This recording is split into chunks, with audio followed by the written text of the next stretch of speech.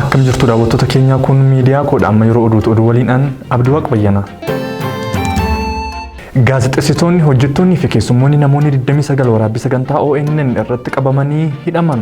Qophii sagantaa ayyaana waraabuu Finfinnee naannoo Lidataa mana nyaataa Kakumaammeetti kan argaman hojjettoonni ONN keessummoota isaanii wajjin qabamanii hidhaman. Hojjettoonni ONN kunniin Dassuu Duulaa, Baayiluu Naccoo, Sabboontuu Ahmed, Eebbisee Nagaashuu, Geetuu, Baayisaa Turaa, Biiniyaam, Simboo Dajanee, Waadaa Dirroo fi Soraa Jirmaati. Hojjettoota 10 dabalatee waliigalatti namoonni 29 dhiira 22 fi dubartoonni 7 mana hidhaa maakalaawwiitti hidhamaniiru.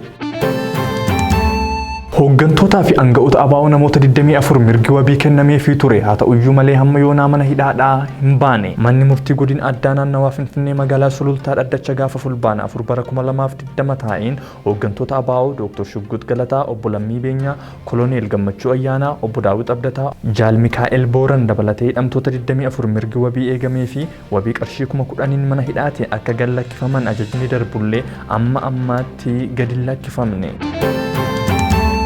Humni milishaa naannoo Beenishaangul Gumuz uummata Oromoo naannoo sana jiraatan irratti waraana bane. Godina addaa Oromiyaa naannoo Beenishaangul Gumuz keessatti kan argaman Waambaraa, Bulaan, Jaawwii, Galeessa, Qorqaa, Matakkalii fi Dingar kan jedhaman keessatti lolli waraana mootummaatiin deeggaramee fi kan mootummaatiin qindaa'e hidhattoota mootummaa kan akka milishootaatiin uummata Oromoo naannoo sana jiraatan irratti banamuun lubbuu galaafatee jira. Akkasumas namoota hedduu qabeenyaa fi maatii isaanii facaasuun akka baqatan godhee jira. Haaluma kanaanis guyyaa gaafa 3/9/2020 lolli qindaawaan kun Waambaraa gammoojjii bakka uummanni Oromoo qonnaa qotachuun beekamutti kan baname yoo ta'u lubbuu namoota 2 wareeguu fi namoota muraasas madoo godhee jira.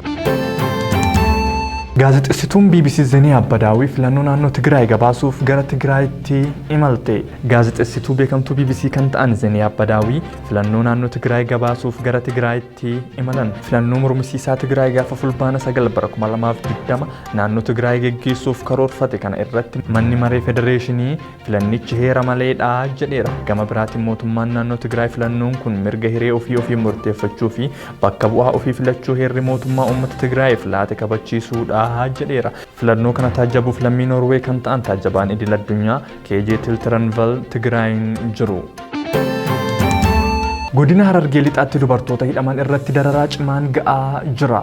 Godina Harargee lixaa keessatti dubartoonni reebamanii qaamni isaanii dirmamuu qabaachuu suuraaleen ni mul'isu. Kana malees dubartiin Aishaa Harboo jedhamtu mana daldalaa saaqi jechuun humnoonni mootummaa reebicha hamaa irraan ga'aniiru. Magaalaa Ciroottis tikii mootummaa mucaa maqaan ishii Kaliil jedhamu dilbata kaleessaa ajjeeseera. Itoophiyaatti gabaasa sa'a 24 darbeetiin namoonni 1,206 dhibee COVID-19 qabamanii namoonni 21 ammoo lubbuun darbanii jiru. Oduun fulbaana 7 bara 2020 qopheeffannee kana fakkaata ture waan waliin turtaniif galatooma.